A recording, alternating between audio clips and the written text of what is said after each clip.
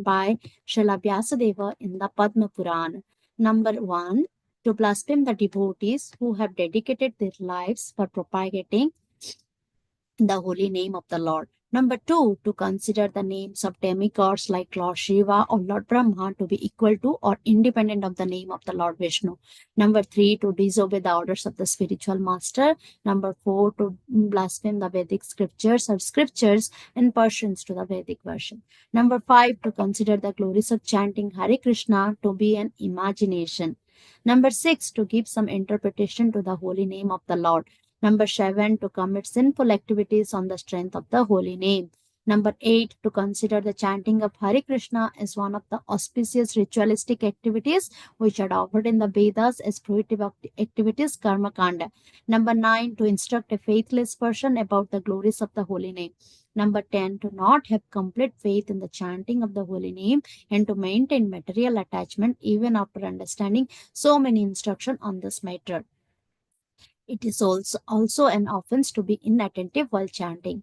Every devotee who claims to be Vaishnava must guard against these offenses in order to achieve the desired success. Krishna Prema. Once again, I thank everyone for joining Bhakti Sanga Japa conference call today. Let us move to our next session, which is Srimad Bhagavatam class. May I know who all have joined this morning?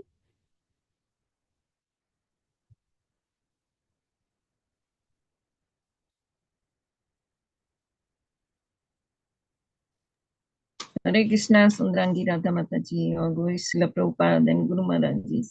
My humble obeisances to you and all the devotees. This is Krishna Kumari Dasi from Ral. Hare Krishna. Hare Krishna, Krishna Kumari Mataji. Please accept my humble obeisances. All glories to Srila Prabhupada. Thank you so much, Mataji, for joining the call every day and giving your sweet association to us. Welcome to the call. Hare Krishna.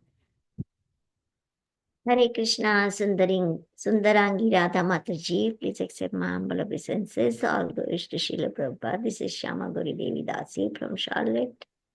Hare Krishna, Syama Gauri Mataji. Please accept my humble obeisances. All glories to Srila Prabhupada. All glories to all your wonderful services, Mataji. Thank you so much for giving your association every day and giving us this opportunity to hear Srimad Bhagavatam Katha every day, Mataji. Welcome to the call. Hare Krishna.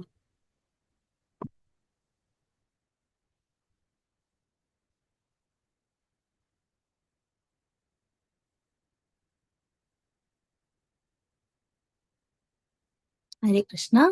Is there anyone else who would like to introduce themselves? Hare Krishna, Sundarangi Radha Mataji, please accept my humble obeisances. This is Vinita Gandharvika Devidasi from College Station, Texas. Hari Bol. Hare Krishna, Vinita Gandharvika Mataji, please accept my humble obeisances. All glories to Srila Prabhupada, all glories to Sri Guru and Gauranga. Thank you so much, Mataji, for your wonderful services. All glories to all your wonderful services, Mataji. Thank you for attending the call every day and giving your sweet association to us. Hare Krishna, welcome to the call.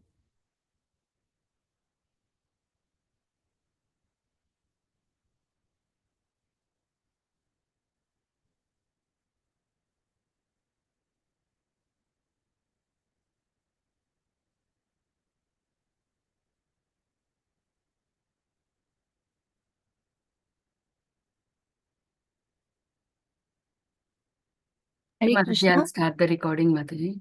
Okay, Mataji. Sure. Thank you. Hare Krishna. Welcome to Bhakti Sanga Japa conference call. Today we are so fortunate to have His Grace Radha Pramod Prabhuji to enlighten us on the topic of Srimad Bhagavatam 7th canto, 14th chapter and text number 12.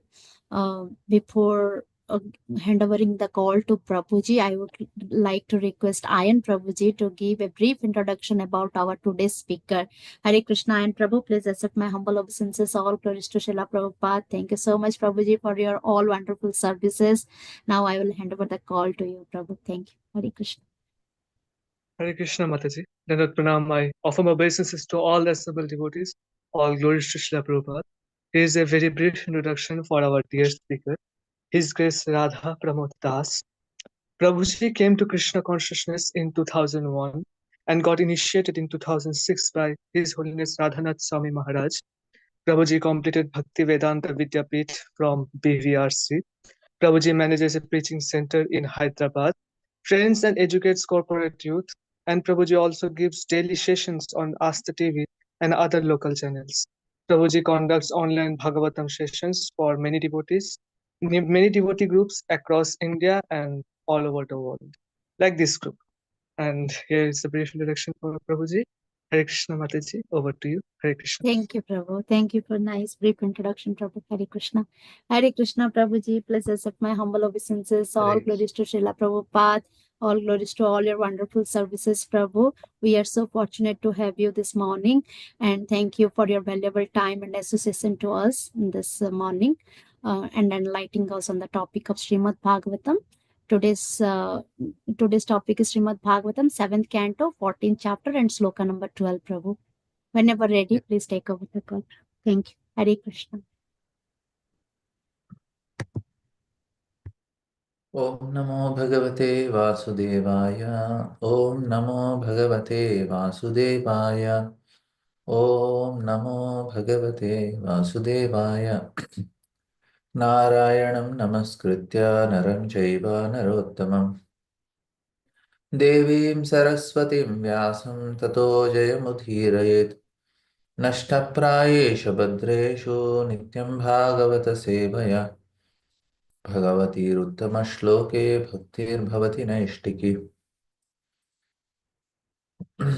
We are reading from Srimad Bhagavatam, Canto 7, Chapter 14, Text 12. Jahyad yad arte swan prana harnyad pitaram gurum tasyam swatvam sriyam yad yastena hi ajito jitaha. Yahyad, one may give up, yat artha, for whom, swan, one's own, pranan, life, hayat, one may kill, va or, pitaram, the father, guru, the teacher or the spiritual master, tasyam, unto her, swatvam, ownership, striyam, unto the wife, jahyad, one must give up, yaha, one who, the Supreme Personality of Godhead, Tena, by him, he indeed, Ajitaha, cannot be conquered, Jitaha, conquered. Translation and purport by His Divine Grace, A.C. Bhaktivedanta Swami Srila Prabhupada. One so seriously consider one's wife to be his own that he sometimes kills himself for her or kills others, including even his parents or a spiritual master or teacher. Therefore, if one can give up his attachment to such a wife, he conquers the Supreme Personality of Godhead, who is never conquered by anyone. Purport. Every husband is too much attached to his wife. Therefore, to give up one's connection with his wife is extremely difficult. But if one can somehow or other give it up for service of the Supreme Personality of Godhead, then the Lord himself, although not able to be conquered by anyone, comes very much under the control of the devotee. And if the Lord is pleased with the devotee, what is there that is unobtainable? Why should one not give up his affection for his wife and children and take shelter of the Supreme Personality of Godhead? Where is the loss of anything material? Household life means attachment to one's wife, whereas sannyas means detachment from one's wife and attachment to Krishna. Om Jnana-timirandasya Jnana-janashalakaya Chakshurunmilitam Jena Tasmai Shri Gurave Namaha. Namo Om Vishnupadaya Krishna Prasthaya Bhutale Srimate Bhaktivedanta Swami Iti Namine. Namaste Saraswate Deve Gauravani Pacharine Nirvisesha Shunyavadi Paschatya Deshatarine. Jai Sri Krishna Chaitanya Prabhu Nityananda Shri Advaita Gadadhara Srivasadi Gaura Bhakta Hare Krishna, Krishna Krishna, Hare Hare, Hare Rama, Rama Rama, Hare Hare. Hare Krishna. I'm very grateful for this opportunity to speak on Srimad Bhagavatam. And I apologize in the beginning only. I am not, this topic is little sensitive. So I feel that devotee should not get offended if I speak something. I will try to be, basically, I'm trying to explain whatever is in the Shastra, understanding in the Shastra. It is not any anything personal. So here, very important thing that is explained is what is this attachment? So now here, one important thing is when the Shastra, it is criticizing or condemning, it is actually not condemning, criticizing the woman. It is criticizing the man who is attached to woman. That means the mistake is not with the woman. It is mistake with the man only because they are attached. So we cannot blame. They are doing their things, but this fellow is getting affected. So then you cannot say that, oh, it is the mistake of woman. No, it's not mistake of woman. It's a mistake of man only. It is his weakness. That's why he is getting attached. That's why if we see in Srimad Bhagavatam also, so many such statements are there in when Lord Kapila is talking to Mother Devahuti, he gives so many such statements. In the last, it is in the 31st chapter, I think. In the last part, he is very much condemning. And he's telling that how it is so dangerous to be attached. He says one should not associate with a carousal fool who is bereft of knowledge of self-realization and who is no more than a dancing dog in the hands of a woman. And then he says the infatuation and bondage which occurs to a man from attachment to any other object is not as complete as that resulting from the attachment to women or to the fellowship of men who are fond of women. And further he says that even Brahma fell prey to his own daughter because of this lust. And then he says, this is a very famous verse where he says, among all living entities begotten from Brahma, animals, demigods, everybody, except but the sage Narayana, everybody is caught by this Maya. And now, very important, he says, just try to understand the mighty strength of my Maya in the shape of woman. That's what Lord Kapila is telling to Mother. He says, who by the mere movement of her eyebrow, she can even keep even the greatest conqueror of the world under her grip. Now here, what is the important word is the strength of my Maya. How Lord is creating this universe is making a self-sufficiency in its own self. It's a mission which runs on its own. You don't need any external agent to work with it. Say we have a car, we regularly have to fill gas in it. Then only we will be able to operate, right? Any other mission we have, either we need electricity, if you have some machines at house, or you need some gas, or some other fuel, or some agent is needed. But this creation is made in such a way, you don't need anything from extra outside. It is self-sufficient. It is generating its own creation is happening on its, like creation means within the creation, the activities are happening on its own. Lord need not again and again interfere to put some fuel to make it work. Like say, I made a laptop. Now the laptop cannot produce another laptop. We have to again and again create laptops. For Lord, he created Swayambhu Manu and Shatrupa, and rest everything happened on its own. Then they started generating everything one after another, it happened. So the system is very nicely made. And here it is said that as a common male wants to be attracted by female, that propensity similarly exists in Supreme Lord also. But that is original. and all ours is the duplicate, means it's not a correct one. And Prabhupada says that original beauty, it is actually attraction, beauty of Srimati Radharani and Krishna.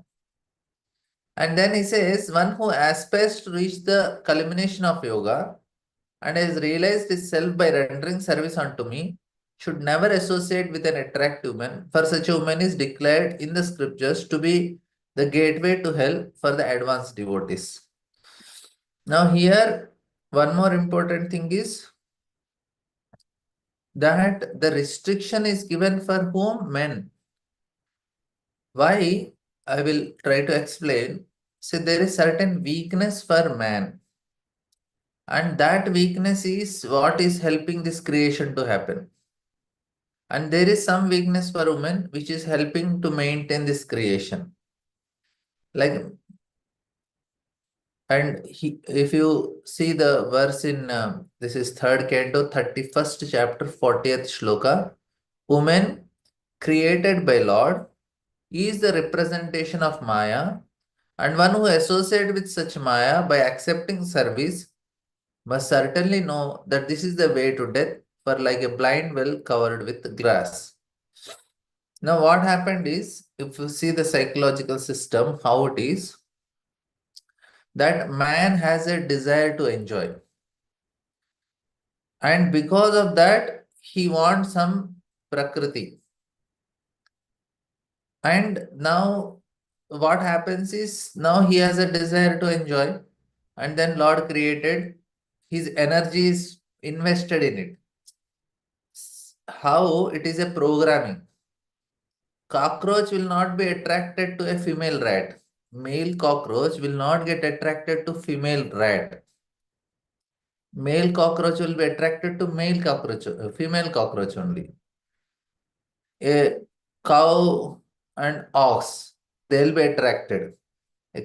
No, a dog will not be attracted to a rabbit or something else. That means what? This is an energy that is in the, it is given into the living entity. So this female energy is invested into the the Maya energy invested into the female form, which attracts the male. The programming is like that only. He will not be attracted to other female, like female cockroach, female rat, female dog. Man will not be attracted. He will be attracted to this form only. Why? That is the programming for him. Why that programming is given? Because he want to enjoy here. So Lord said, okay, you want to enjoy? Okay, this is the energy I have. You enjoy the energy. Now for females, what is their weakness? This is the weakness of man. Because he want to enjoy, he will get it. For female, what is their enjoyment is, their mentality is made in such a way that they need security, they need some protection, and they want to care for others. Care in the sense they want to serve children, children, husband, they want to serve. A male want to give protection, women want to care. So these are two weaknesses they have. And then now men want to enjoy. He comes in association with women, but immediately then Lord provided children. So woman wants two things. She wants nice possessions.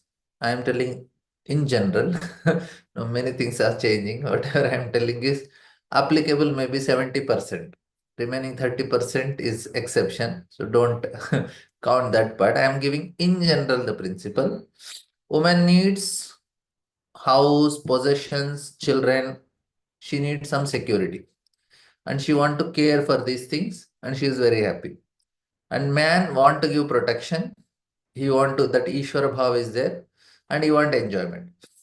Because he want enjoyment, he is ready to pay for all these things. Otherwise, men will not. If you go to any man who is alone, in general, who is unmarried, Their house is quite simple. Many a times, if the TV is there, and they will put a small chatai on the floor and watch TV and sleep. They don't need much possessions. Hardly they'll keep. They'll keep few utensils for kitchen. They'll have a refrigerator, air conditioner, bed, TV. Finish. They don't need more than this. And hardly some will purchase some sofa set to sit. Otherwise, you don't find much because they don't need. They don't have the need. For them, the need is enjoyment, and because of it, they will pay for everything else. And then they said, okay, wife is there, but he want to have, so he will ready to pay for the children, and then he will ready to pay for whatever the needs of the wife. That weakness is there for him, and that will make him caught up. I'll explain about the ego, how the mechanism happens, but I am just telling the system, how it is working. And then for women, she needs security and she needs somebody whom she can give that care and love. And then she gets children and she is very happy. She is able to take care of somebody. And this is like most of the cases. That's why if we see, men are more interested in the enjoyment compared to women. Women need different types. And that's the reason we have, like, men will pay for that enjoyment. Women don't pay.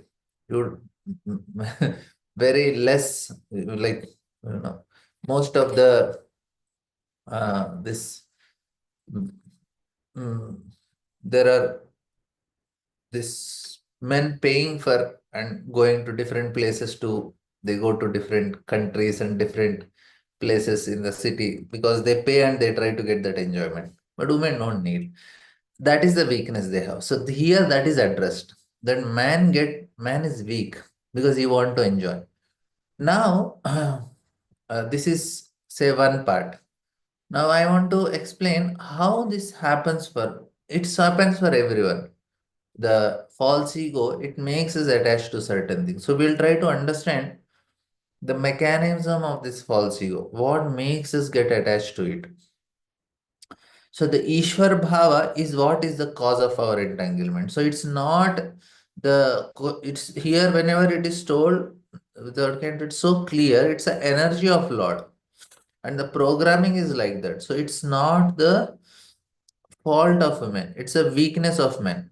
Say, for example, if somebody comes and he chastised me or he spoke something wrong, if I am getting affected, I am only at fault because I am weak.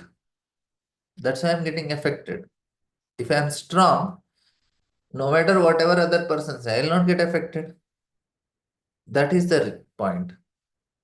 What Shastra is trying to tell, that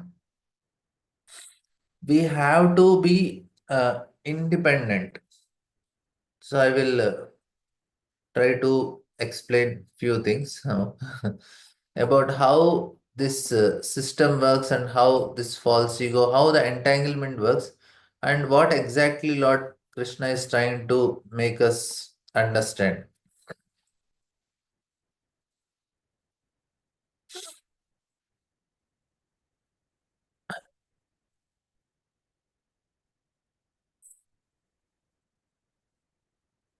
So he says that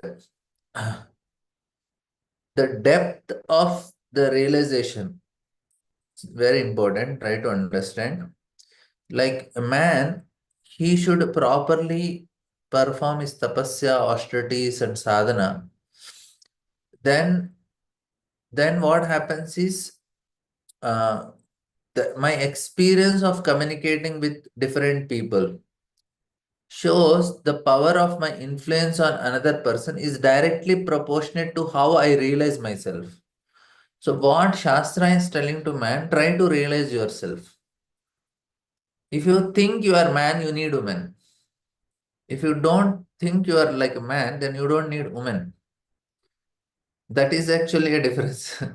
Who can become a brahmachari? If he don't consider himself as a man, he can become brahmachari because he don't need woman. He is realizing himself. So that is actually, it's a directly proportional to how I realize myself. That's how I communicate with other person. The depth of this realization is primarily reflected in the fact that I am happy. If I have a problem, if I am angry or frustrated and keep on saying no, and then all these people are this. So basically is identification. I will try to make you clear.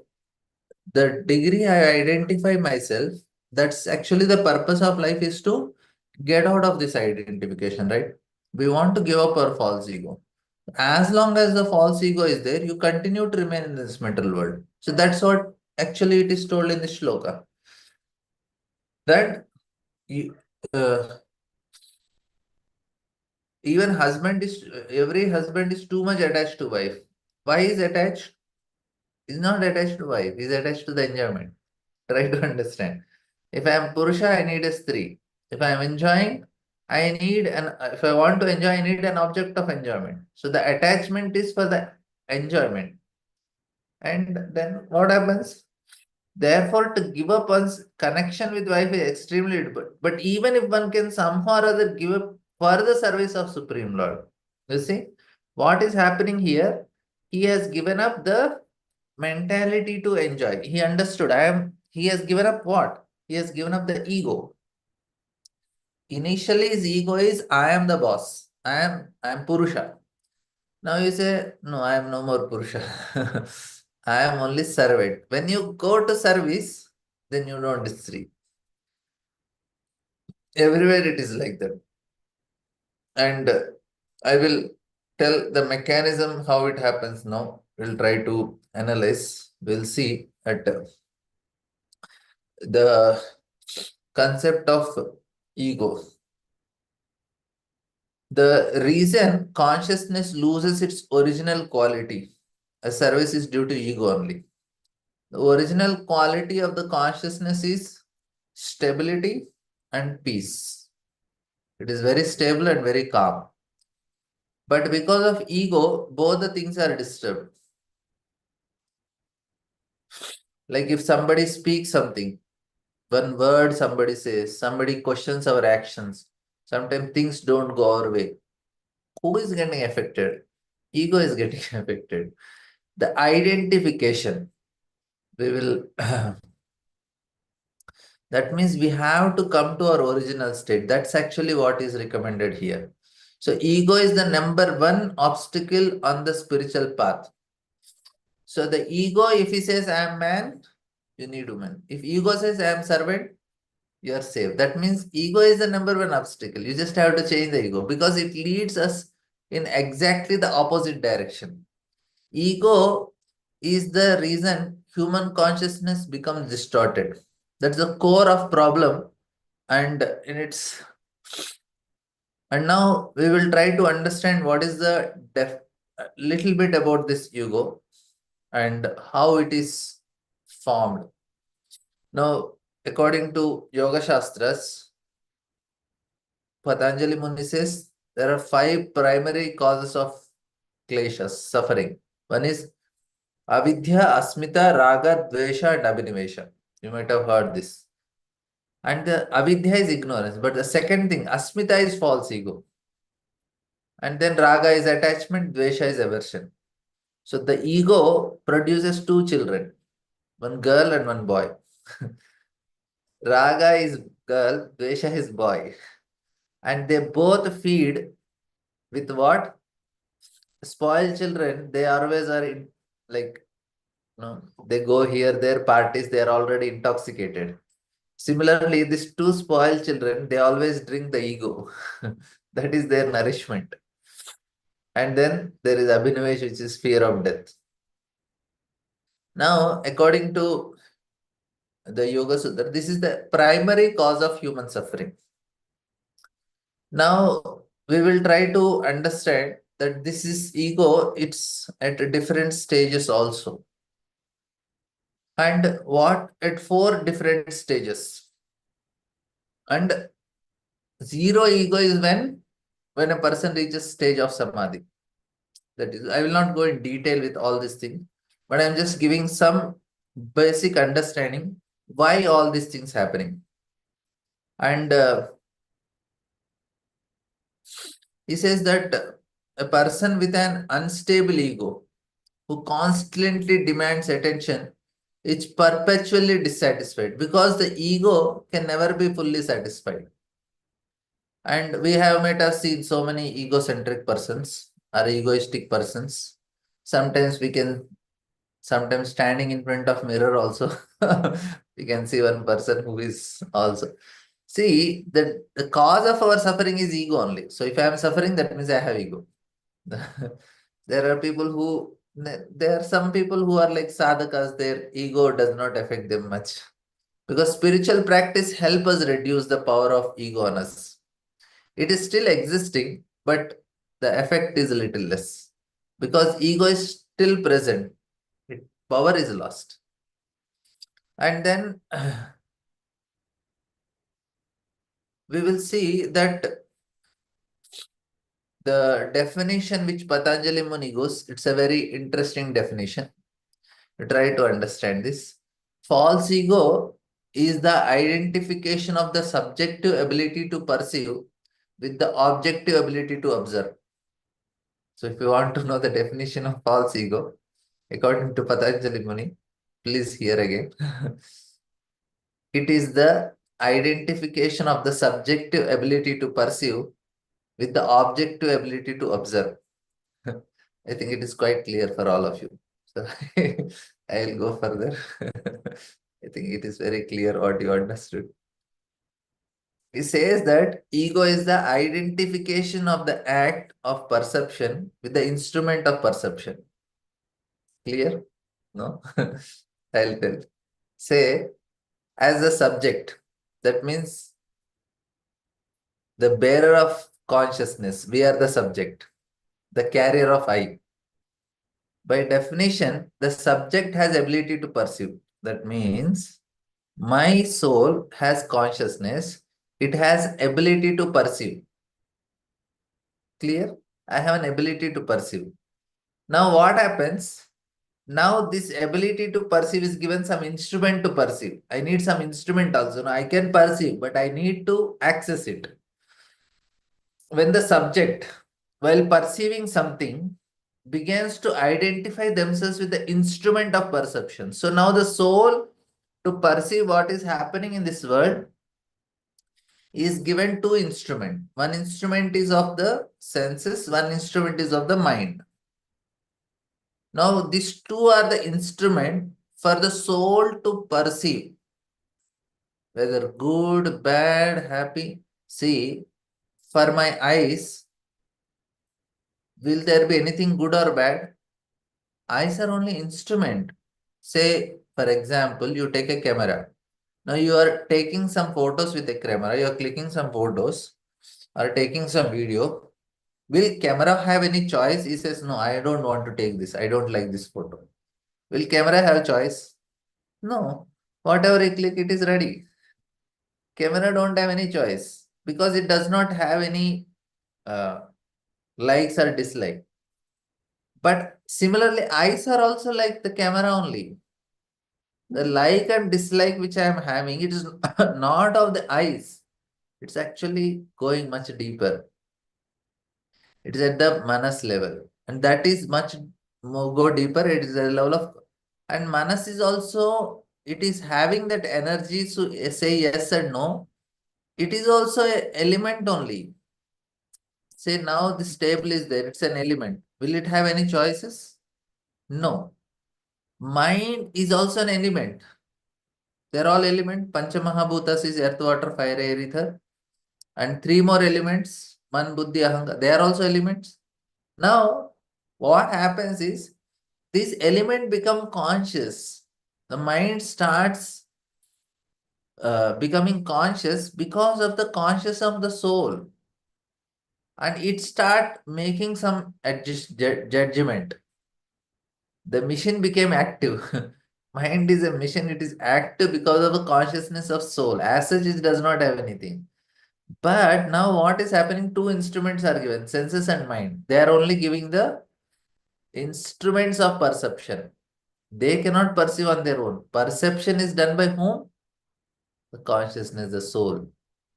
Now what is happening when I am perceiving, I start identifying with the objects only, instruments only. Say for example, I am watching a TV.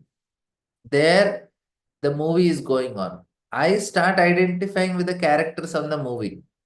And say if the protagonist is having some problems, then I feel little tensed. If he is unhappy, I may feel sad. If he is winning and he is becoming successful and is taking revenge, and I may feel elated. Not anything happening to me? No. Then why am I experiencing emotions? Because I'm identifying with it, right?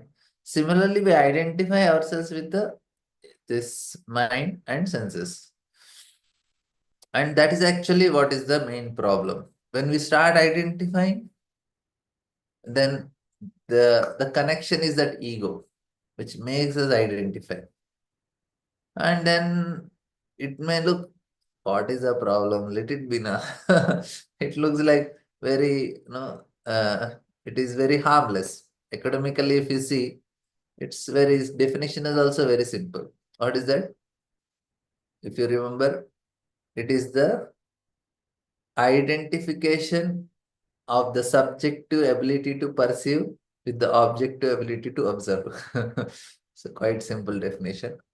Now, but the problem is the soul.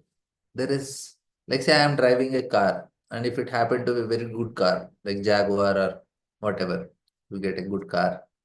And then when I sit and everything is going so nicely, and then I start driving, immediately I start identifying with the car. This is called ahankar. I am the car. So ego identification. And this identification, I'll come to our point of what is explained in the purport, but I want to give you the understanding of how the connection happens. Then I'll give much more. Why it is so dangerous. I'll come to that point also. So it's ability to identify ourselves with something we are not. It is what we are not truly. And now we project our consciousness onto something else, and by doing so, we seem to make it part of ourselves. Now the problem starts. We are projecting our consciousness as something, and by doing it, what we are doing, we are thinking it is part of me. So this is the essence of ego, which leads to suffering and change and distortion of consciousness. Everything happens. Say, like many things are there. I'll give some simple examples. Now, if I see an object, first thing what happens is, it is called undifferentiated perception. This is actually the first thing that happens. And I forgot the technical words, very nice. And we see something, but there is no immediate judgment of the object. And then next, the second level, what happens? Like say my eyes looked at a form and I saw, it's a first stage of consciousness, first function of consciousness, just the information went to my mind. And the second is, immediately it starts correlating with the object. Then it says, oh, she's your wife. And then it starts correlating with the perception that already have the image of my wife, and I'm seeing that. It says, oh, she's your wife. And then what happens? Then the emotional component works. It says, oh, danger, or I like our danger. Something will happen. Either it will not be neutral. It says, I like or I hate. I feel it's a pleasure or burden. So this acts. Now, if it says, I like, then immediately Ahankara says, I want. And Buddhi is start working how to get it. Say, I'm seeing, like, for example, a man and woman both are going through a market. Oh, man sees a cloth shop. Nothing will happen to him. But woman sees a cloth shop. First is like, it's a nirvikalpa pratyaksha. That is the word used. Nirvikalpa pratyaksha. That means you are just neutral. You are just observing. But immediately once the information goes, so many dresses that are kept in the window shopping, woman starts identifying, oh, this is dress. Then immediately says, connect with yourself. If I wear the dress, how will be? And the emotional man says, wow, this you look too good. And then again ego says, yes, now I want it.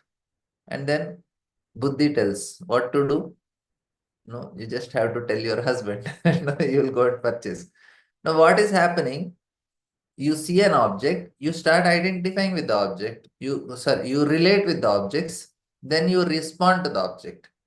Now, this is all happening. What is happening then? The consciousness is just affected by what is happening material, which is completely disconnected with the Supreme Lord. I told consciousness has two functions, which is calmness and shantatvam, and that is it is peace and stability. These are the two functions of consciousness. So, but ego is disturbing these two things. We can't have stability and we can't have peace. But when you give up the ego, then we can connect to the Lord. That is the purpose of life. So now what happened? This person saw the woman or man, they are seeing the object, then they are connecting to themselves and they are wanting. In that way, they are getting entangled in this material world, as such the soul don't need anything. Soul don't need man or woman, nothing soul needs. Soul needs love. And unfortunately, the what is considered the so-called love in this material world is attachment only. There is no love here. Love is at the level of soul. Because what is at the level of the so-called love is at the level of mind and intelligence, mind and senses only, which is not the soul. That means I cannot love other person in reality because I am not connecting with his soul. People say, my soul, they may do so many, they write so many songs, they can write so many poetry, they can write so many books, they can give so many emotional videos, songs, and so many things. But unless a person is at the level of soul, he cannot give real love. That's why only a self-realized person, spiritual master, they can really love. Like Prabhupada, he really loved all living entities because he is connecting at the level of soul. That is the point. Like, so here what I am trying to tell is that this is the function of ego that is happening. Now, the same ego in this lifetime, I am attached to this woman. Next lifetime, changes. What happened? Ego changed. Now I am thinking I am Indian and I like, and then previously it was, we have one state, Andhra. And now we have two states, two Telugu states. And then you start identifying with wherever you are. Previously I was not liking city, but now I like. What happened? Ego changed. That is actually what happens, that you start identifying yourself with certain things. So if a wife and husband are staying for a long time, then the ego start identifying with each other. When you are born, you didn't have wife or husband. What happened is, in between, the ego is changed. So that's actually what is sanskara. Sanskaras are basically to give the ego, to live properly, of course. I'll come to that point. We'll see. Now, ego constantly correlates and identifies with the things. And it causes attachments and desires, which ultimately leads to suffering. Clear? I'll repeat again.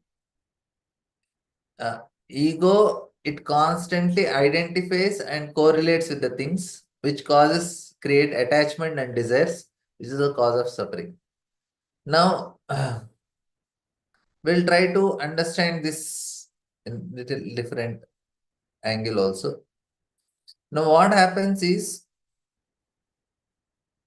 this ability to identify with things is a source of suffering. And how it leads to suffering and how a person can, in principle, exist without it and still be truly happy. So, like our eye, which we project onto objects outside ourselves, onto things in this world, tend to infinite or expand. Please try to understand. The eye is constantly expanding. The easiest way to expand eye is to have children. Because of course it is very laborious and intense practice. But what is happening is that asmita, you remember avidya, asmita, raga, dvesha. Asmita is the identification of oneself with some reflection. So there is a perceiving subject and there is a reflection in the process of activity.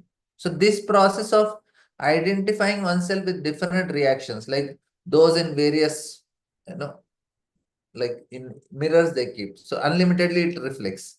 So a person can constantly expand their eye, spread it out. And by the way, this has a very deep internal reason also, because the spirit is limitless. That's why when I identify with matter, I want to have matter also unlimited. Even though it is small, it has that ability.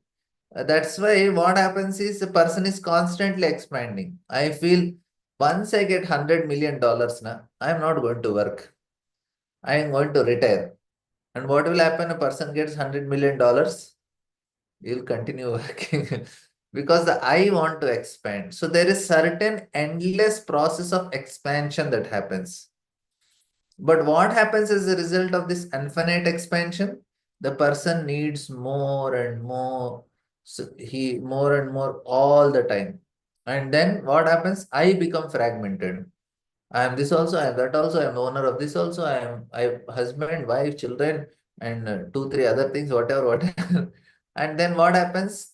Then the I has lost its strength. They are spread everywhere across many things. And in the process of this expansion, like atat griha kshetra sutapta vitta janasya mohoyam aham mamiti. So first comes wife, then children, then land, then property. So everything start expanding. Initially, before he was married, he was just quite simple with few things. But once he want to marry or he got married, then the things start expanding. Otherwise, they don't expand. Then he just want to while out his time and enjoy. Or sometimes many of them are lazy. They don't want to do anything. Then they say, okay, get him married. He will start working. Why? Because he'll get an ego. He'll start identifying with the wife. And then the expansion happens. Then he want to expand in terms of children, property, and everything. So they feel good, and they feel I have become something more. But what happens is when I give a part of my to something, and very interesting, when I start identifying with a person or a business or something, and suddenly I lose. This is actually very important because this is essentially depends on all the external things, my happiness, my consciousness, my family, everything. But once I identify with temporary things, what is going to happen? Which ultimately do not belong to me, then something happened to that object. Immediately it pains. You feel as if you lost yourself only. Like if somebody, I have seen some people crying, oh, I lost everything. I lost myself. What lost yourself? You are there only. Everything. It was never yours. But what happened? Because I gave my ego there, when it is gone, I have so much pain. It is so much hurting. This, and people are so much humiliated because because they become subjected to humiliating dependency on this objects. And sometimes they commit suicide also. I didn't get that girl to marry. She ditched me. So what? No, hang yourself. I didn't get into IIT. Every year in quota, we have this news happening. People, they every year, this quota is a small town in, not small town, good town in Rajasthan, where thousands of children go, lakhs of children every year to study for IIT, JEE and all. Then many of them, they commit suicide. Why they are committing suicide? Because they start identifying with that objects. That's why they are having this problem. So when we start identifying, then we trouble ourselves very badly.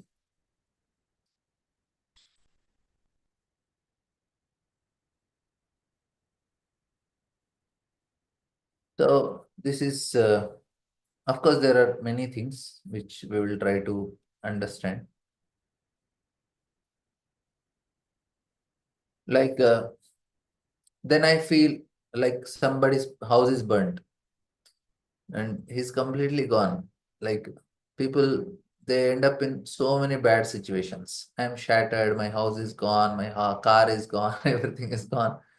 Now, what important thing is that because of this identification, consciousness loses its strength. This is very important. A person becomes subjected to all things. People's business might fail. They might lose everything. But what happened to them? Well, that's life, right? A person may go bankrupt, but they can earn it back. But instead, people become so emotionally overwhelmed by the loss that they sometimes take all these disaster steps. Now we'll see the first thing. First problem is, I told, fragmentation of ego. And second is, we play many roles. So first problem is, we identify with with something that I am truly not. I become connected to these things that are not part of my essence. This results in slavery, weakness, anxiety, ultimately loss of the footing. Essentially, I forgot who am I. And this fragmentation of ego is the very beginning of problem. And the second problem is playing roles, which is related by diversion in our expansion. That I began to play various roles. Like I play the role of sometime friend, sometime father, sometime husband, sometime this. And I want validation in all the roles. I think that I play the roles acting in this way, and I think, will I give me acceptance or validation? I want that people should say, oh, Prabhuji, you are a good preacher. Prabhuji, you are such a nice manager. I want validation. And if we analyze the psychological state of a person deeply, we'll see that persons have at least three distinct personalities, split personality. And they may call what do you call, schizophrenic, who don't like, first personality is who truly I am. And the second personality is how I want to appear in front of others, how I am projecting. Now I am trying to project, I am a teacher. And what I may be some personality, but I am projecting myself in front of you. And the third is what the other people think about me. That is the third personality. Like often if you talk about the same person, you ask two different people and they'll say two different things about the same, because they are looking at a person in a different way. And he may say, this person is like this. Somebody says, no, I think he's like this. That's like, is actually what happens. It's important to remember this, how the ego is manifesting and what it makes, the psychological effects that it has.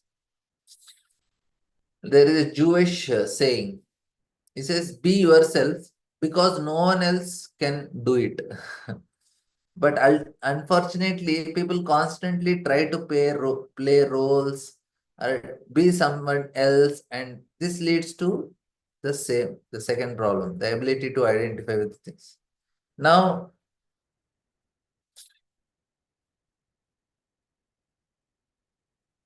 false ego has three main functions. It's actually very important also to have ego. Say we have our body. I'll come to important part of this ego. One last thing we'll end before ending.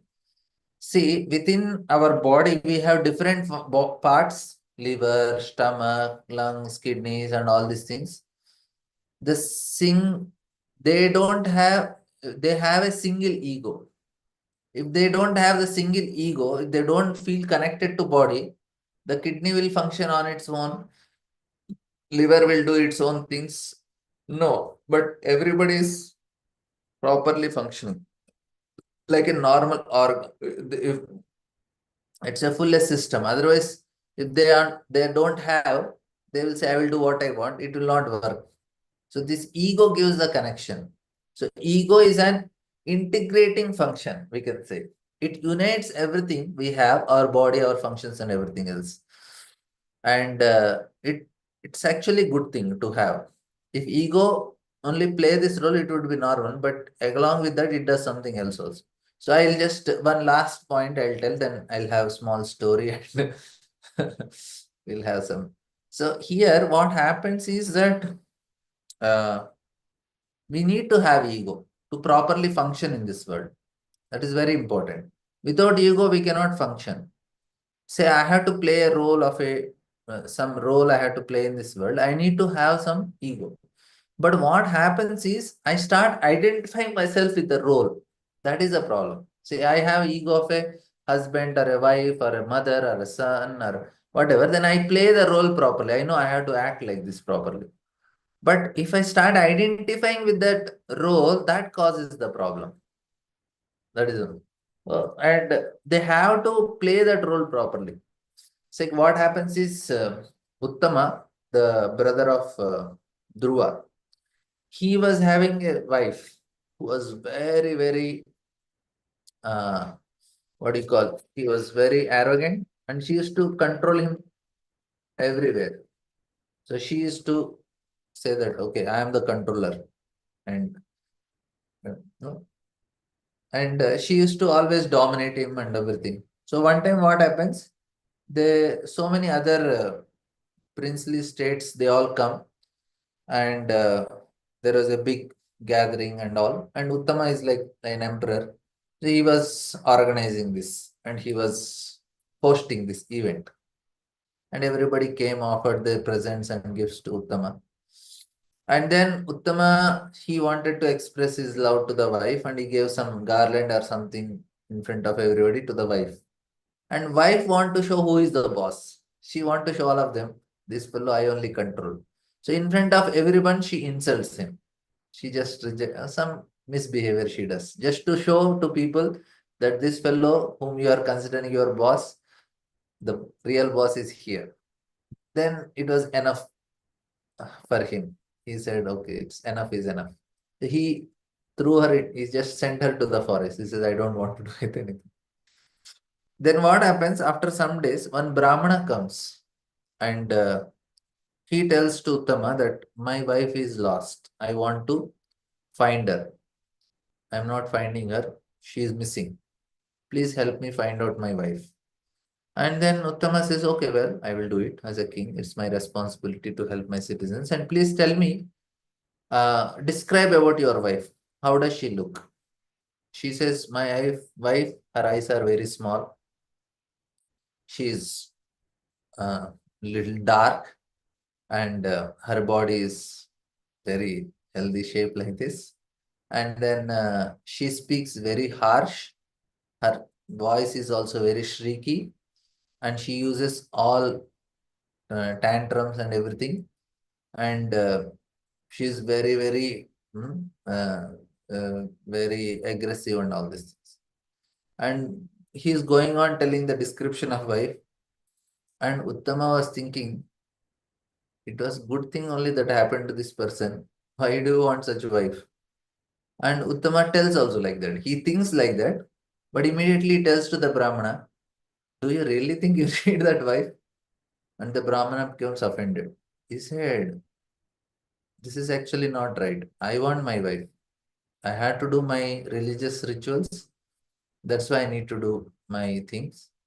And he says that because you left your wife in the forest, you did not do dharma. And now, because you followed adharma, you are preaching adharma to me now. And Uttama felt very ashamed for giving such advice. He said, I'll find out your wife. And he goes to for searching. So he goes to one ashram. There is a sage, and as soon as they know the king has come, so he is received and he is nicely given honor. And the sage of that ashram, he was honoring him.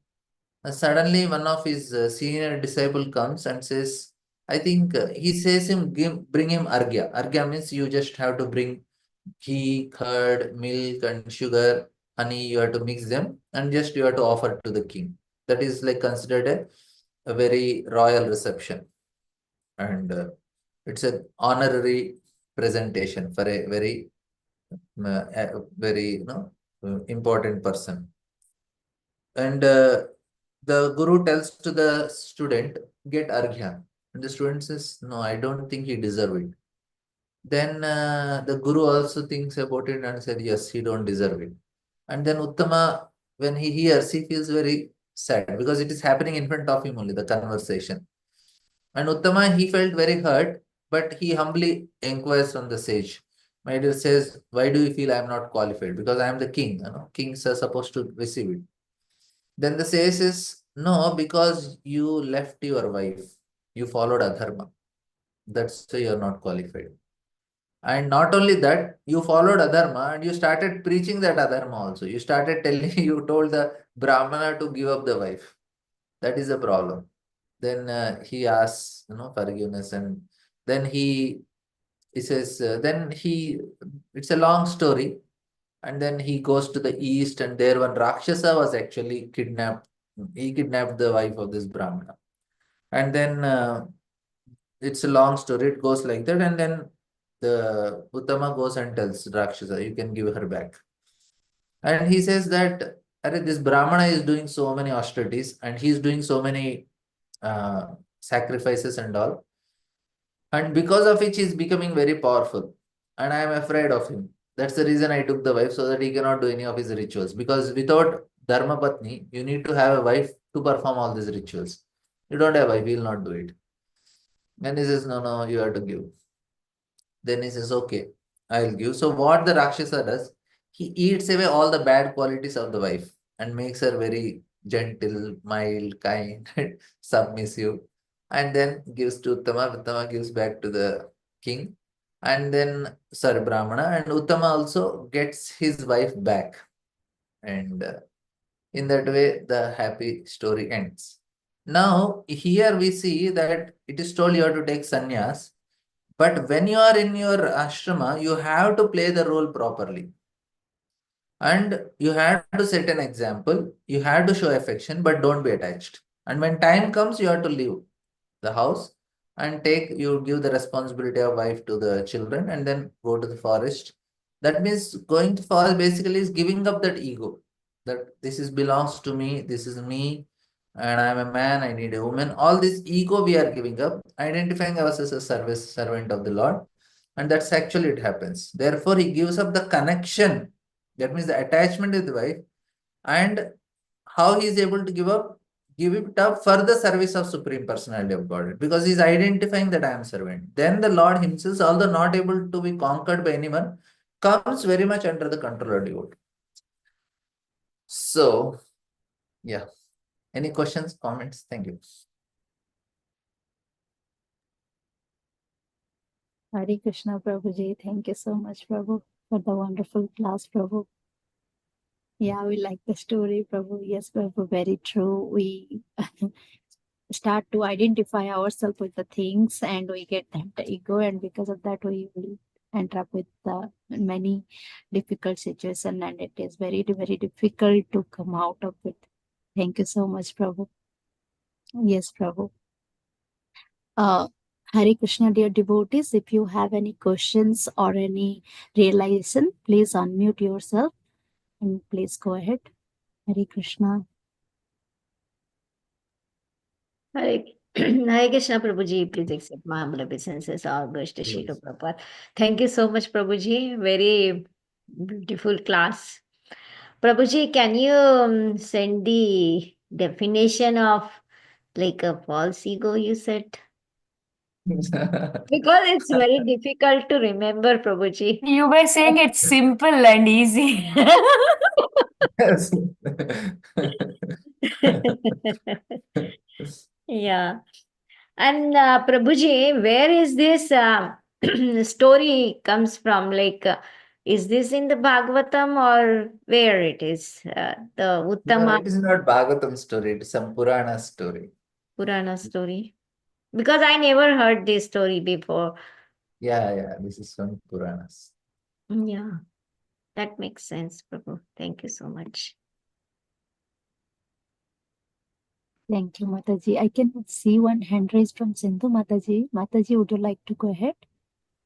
Thank you, Mataji, for the opportunity. Prabhu, excellent class. I had one question, actually two questions, Prabhu.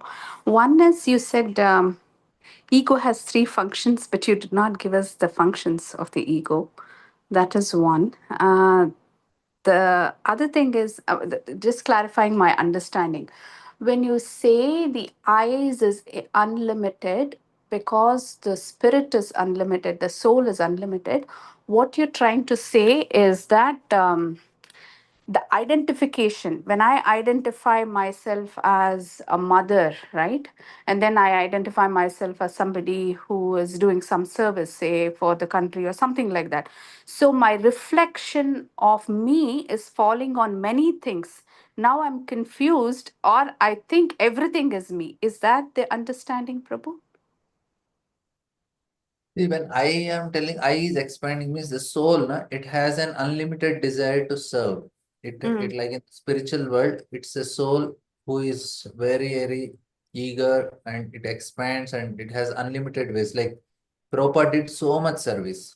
So the soul has that desire to it's unlimitedly want to serve Krishna. I see. When it comes to matter, we want to unlimitedly enjoy matter. So we expand ourselves in that way. I see. Okay. And then what happens? We start identifying ourselves with all the things.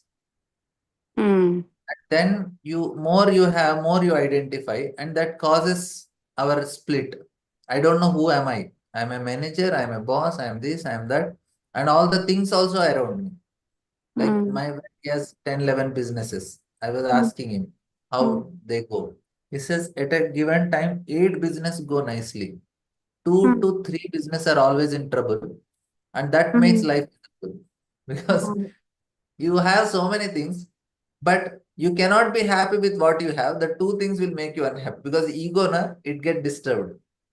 So you are identifying yourself and that is making you unhappy, even though you have many things. Okay. That is the point. Like you start identifying with them. Arey, my car got damaged. Arey, you have 4 cars now. No, that that part, because ego started identifying with that car, even though you have other things, that part is lost now. That's why it is paining. Yes. 10 houses you have, 1 house is burnt. Mm. But the ego started identifying with that one house that is causing the pain. Okay. Like here, people, we have rental business. They have 5, 6 houses or 10 houses they give on rent. One fellow don't give rent out of 9. No, it is so troublesome for them. Are you are getting rent? No, he is not giving. It's so much troubling me. What is troubling there? Ego is trouble because you identify with that part. Okay, Prabhu. Very nice, Prabhu. Yeah, we always think, right? All 4 corners will never be correct. One corner in our life is always disturbed. That is very true now. I get the understanding, Prabhu. The other thing, Prabhu, you gave us what this ego is, that misidentification. Every time I am identifying myself as something, and that is a cause of entanglement and suffering. So the solution for it is to surrender Oh, to a I guru. forgot. I forgot to tell the solution only. Thank you for reminding. I'll give the solution. The Yes. solution is not so simple, but simple also to at least remember. Solution is the practice. We want to give up ego, we have to practice 3 things. One is we have to give respect, we have to be grateful. Third thing is humility. So these 3 things are the solution to overcome ego. Yes, Prabhu. So we have to respect That's what is training is given even for the children from the childhood. Start respecting parents. You have to touch the feet of parents every day morning when you wake up or when you are going to bed. You have to bow down to Guru, bow down to Acharya. So physically you start giving that respect and with the help of body. So the respect is the important principle now, which is not there in society. Second is to be grateful. Even the cow, you should be grateful. That's why you cannot eat a cow, because you drink the milk of cow. So you have to be grateful for all the animals. And then most important is humility. Humility in terms of when I don't want to enjoy, I want to serve, I know what is my identity. Many things are there in humility, but that is what is called Ishvara Pranidhana. I surrender to Lord. Then our ego is gone. I know actually it does not belong to it. It belongs to Lord. I surrender to Him. So by His mercy, I'll get. So everything, ego is very much removed. That's why Krishna is telling you surrender to me. That means what you are giving up your ego. Surrender means giving up ego. That is that for that we need humility. Why will I go to somebody else? I am such a big person. No, become humble. Surrender. Then you will approach that person. Yes, Prabhu. Thank you so much, Prabhu. Sorry, Prabhu, I have too many questions. You can continue. I have time. Okay. When I think previously also we've heard this, that when you are in relationship, or when you're a mother or a wife or a daughter, have affection, but then don't get attached. It is very difficult, isn't it? Having affection to somebody, it eventually leads you to attachment. The only way I understand is the affection also, the concept of affection also should be changed in such a way that they are part of Krishna. The affection should be they are part of Krishna, but not the affection through the understanding of my relationship. Is that correct, Prabhu? Only then detachment can happen when time comes. If we are attaching ourselves with my identity without Krishna in the middle, without the Samandha Gnan, then it is very, very difficult.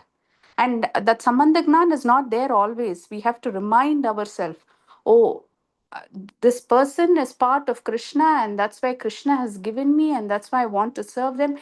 I am in a relationship. If I don't remind myself every time of that and directly go within a affection, it's very difficult to detach.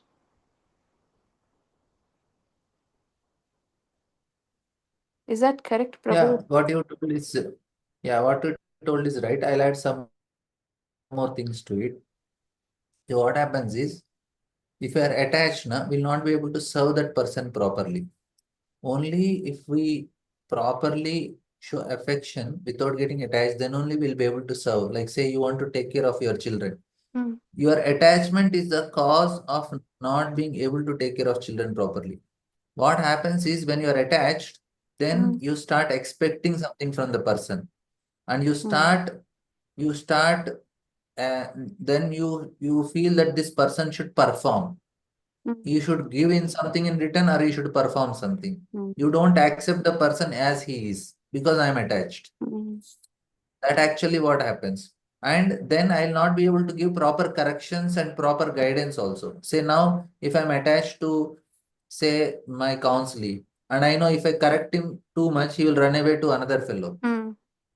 What I will do, even if he's doing wrong, I don't want to say anything, because I want to keep him for myself.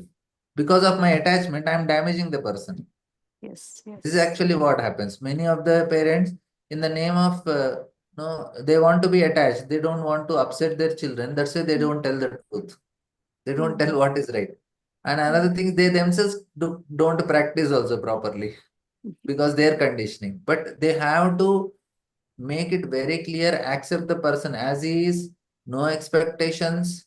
And along with that, if they should if I am attached, I will not be able to do also, because I will not be able to upset them. If they say I want to eat this, drink this, I want to go for this, and I know every time I say no, he will be upset, then I'll give some lenience. And of course, we have to give in some cases, but what I'm telling is, you cannot tell the truth to them if you are attached. Yes. That is the main problem. They should know that my mother loves me and she tells the truth. And not that they don't feel that love, but they should feel that love. Okay, love does not mean that I will just tell them what they like. It's not love. It's actually you are damaging the child. You have to tell what is truth, and you have to tell, and you also show that it does not mean that what I am talking against you. It does not mean that I don't love you. I love you, but because this is the truth, I am telling you. But initially, the child may be little upset, but slowly when they grow mature, they also appreciate, yes, they were telling the truth and it is good for me in future. Initially, it may not look like that. So this is one thing. So if you are attached, you will not be able to train properly. Second thing is no expectations. If I am attached, I have expectations. Third thing is you should accept the person as he is. Don't try to make him perform according to your will. These are many things that we need to take care. And this is all because of my false ego only. And another, of course, we have our own weakness. We are not so much absorbed. We are not so much focused. That is also another reason, because I want to have my own personal time. I want to enjoy and all. We will not be able to work whole day, full-time job to take care of children also. That is also not possible because our own conditionings, our own limitations. But along with that, at least these things we should take care, which are in our hand. So attachment, and what happens is, if we are going with the principles, which I told, respect, gratitude, and humility, and accepting the will of Lord, if you go by principles, this I told in the beginning only, this, if you remember what I told, the influence which we have on other person is proportionate to how much internally I have realized myself. So if you want to have a maximum influence on your children, then what is the best way is the depth of realization. It's actually how I communicate with different people shows that the power of my influence on another person directly proportionate to how I realize myself. So the depth of realization is reflected in the fact that I am happy. So if I'm happy internally, then I will be able to handle and I will be able to influence. So if I have problem, if I'm angry and frustrated, and then what happens, it affects. Then what happens, the ego comes in picture. I'll not be able to handle things. We start swearing at people. We say, because of this, because of you, because of you. And then it's completely dissatisfaction. So if we really want to see the person lives if we live according to the principles, we are very happy. The very strong way to influence others is by my own personal purity. And by my being very happy in Krishna consciousness. Like that. Yes. Thank you, Prabhu. Because happiness is contagious and we'll spread this happiness. I think I told many things. I don't know. No, wonderful, Prabhu. Wonderful class. Thank you so much for this question answer. One last question, Prabhu. The first question, actually. What is the function of the ego? You said there are 3 functions of the ego, right? Yeah, it is like you start, first you identify with the just connect to the object.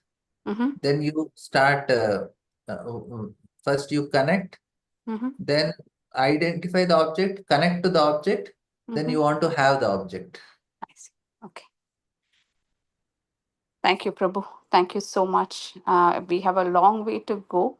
At least understanding is the first step, I feel. Thank you so much, Prabhu. Very beautiful class. Hare Krishna. Thank you, Prabhuji, for explaining it so nicely. Prahladananda Prabhu, I saw one hand raised from Prahladananda Prabhu. I think, Prabhuji, are you there, Prabhu? I think Prabhuji left. Okay, Prabhu, I cannot see any more hand raised. Okay, Prabhu, with the permission, can we end the call here, Prabhu? Yeah. Thank you, Prabhuji, for your valuable time and association and such a nice class. And we will look forward for your association again in the future, Prabhu. Thank you. Dear devotees, let's pay our obeisances to Prabhuji. Vancha Vanchakल्पतरुभ्यश्च कृपासिन्धुभ्य एव च पतितानां पावनेभ्यो वैष्णवेभ्यो नमो नमः। कोटि वैष्णव माता की जय। जय। प्रभुपाद की जय। जय श्रीमद् भागवतम की जय। जय राधा प्रमोद प्रभु जी की जय। Thank you. जय राधे राधे। हरे कृष्ण प्रभु जी, दंडवत प्रणाम। Hare Prabhu for the Krishna. enlightening class, Prabhuji.